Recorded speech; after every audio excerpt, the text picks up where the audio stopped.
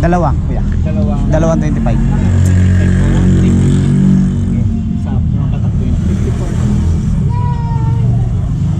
Ito may discount to pala. Opo, may discount po pa sa hotel sa amin.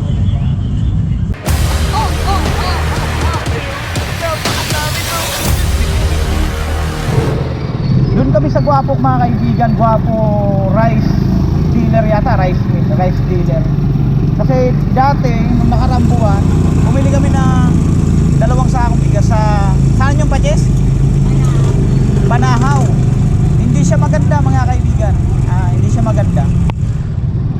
Kami naman kasi mga kaibigan, ang gusto sana namin, di baling mahal basta hindi siya mahirap kainin. May ano? Meron pa tayo, isang sako pa yun. Isang sako pa? Wala pang bukas? Bukas na. Bukas na. Kailangan pa natin bumili. Ibig sabihin nun, ang consume talaga natin sa loob ng isang buwan, mga nasa Isa't kalahati.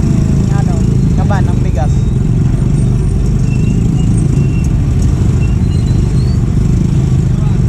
Matraffic. Tapos dadaan din tayo dun sa one way. Ha? Kaya nga, may mga dumadaan nga doon, tapos tayo binawalan. Daan din tayo doon.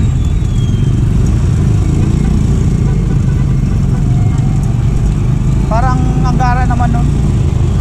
Pag tayo binabawalan kasi siguro tingin niya, maliit lang kasi siya kayang-kaya niya.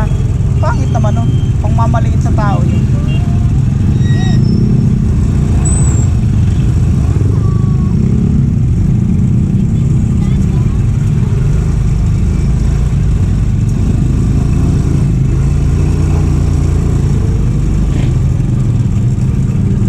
Matraffic dito ngayon mga kaibigan kasi dito dumadaan yung mga mga motorista, mga tricycle driver. Dito rin dumadaan yung mga helicopter, aeroplano. Ha? Urong daw yata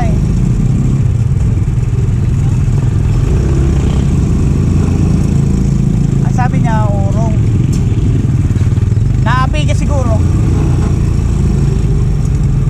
Tapos hindi na siya hindi na siya makapagpigil. Kaya mo na. Kanya-kanyang mood ng tao yan. Ako nga nababad trip din minsan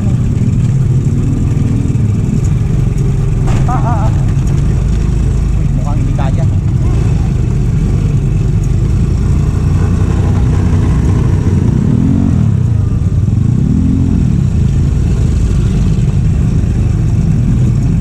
Mukhang hindi kaya pag may angkas na bigas to. Pero kanina pa just lagpas 50 kilos yun yung dala natin. Kaya naman. Baka kaya naman dito.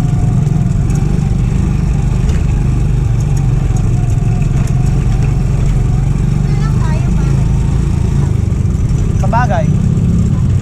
Pero matraffic din doon. Sabagay, para smooth. Sige. Kasi kapag dito matraffic na naman. Alin? Saan? Baka hindi.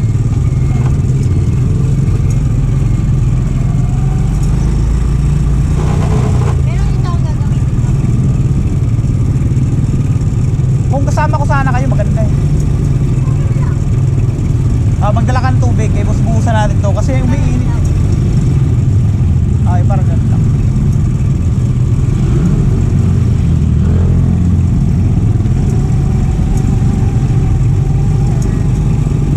Dito tayo mga kaibigan sa Guapo. Bakit ba ako nag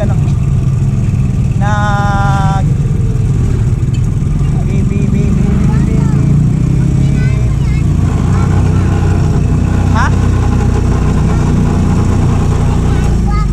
Sige, sabihin mo sa kanila, pag kinain ko ba yan kuya, gagwapo ako.